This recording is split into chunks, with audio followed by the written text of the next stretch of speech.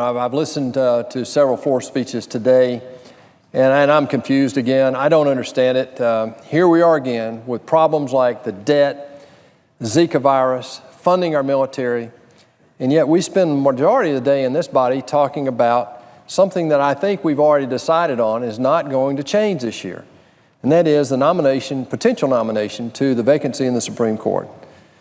I just think that, I need to do this one more time. I've spoken on this before about my position, and I want to rise in support of Senator Grassley, the chairman of the Senate Judiciary Committee.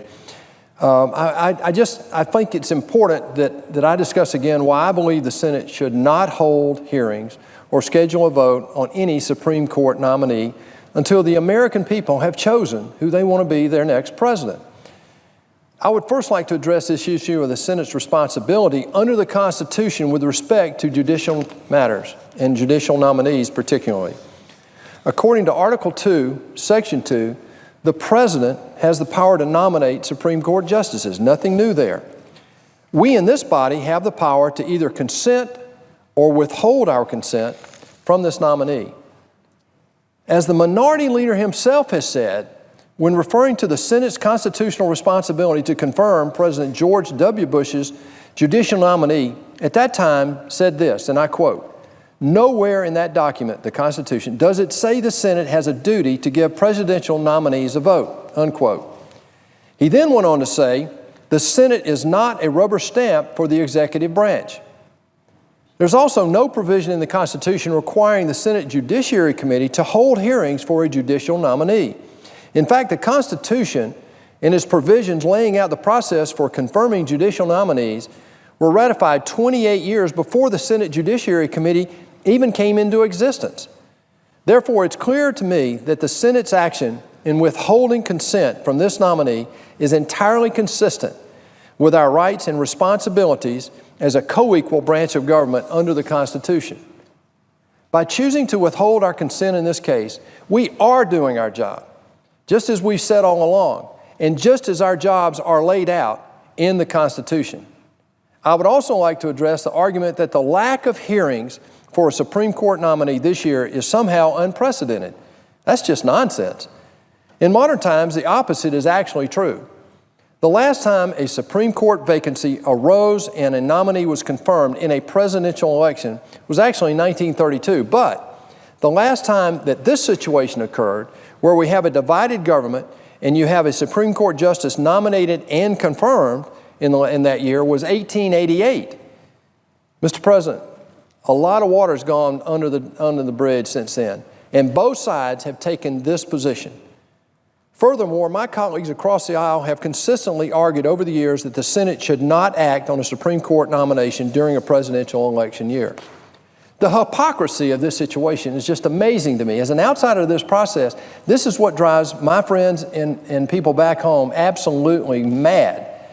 It was then Senator Biden, current Vice President, who as chairman of the Judiciary Committee said that President George H.W. Bush should avoid a Supreme Court nomination until after the '92 presidential election. Then Senator Biden went further than we're doing today. What he then said was that the president shouldn't even nominate someone.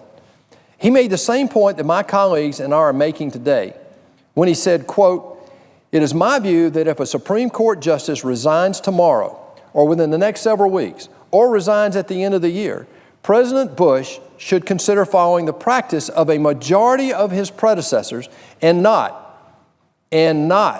name a nominee until after the November election is completed," unquote. I don't know what else to say, Mr. President. Both sides have made this same argument that we're making today in the past. Finally, I believe the decision to not hold hearings for a Supreme Court nominee this year is a wise course of action in the midst of a presidential election.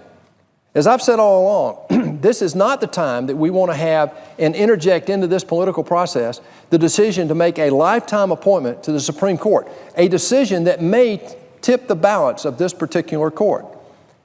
As then Senator Biden also said when discussing the potential of holding Supreme Court confirmation hearings against the backdrop of an election year politics, he said this, and I quote, "A process that is already in doubt in the minds of many will become distrusted by all. Senate consideration of a nominee under these circumstances is not fair to the President, the nominee, or to the Senate itself. I agree with then Senator Biden that the confirmation of a lifetime appointee to our nation's highest court is far too important to become entangled in the partisan wrangling during a presidential election year. As a member of the Judiciary Committee, I'm therefore proud to stand with Chairman Grassley and my colleagues of the committee in saying that no Supreme Court nominee should be considered by the Senate before the next president is sworn into office. I also believe that it shouldn't be taken up in lame duck. You can't have it both ways, Mr. President.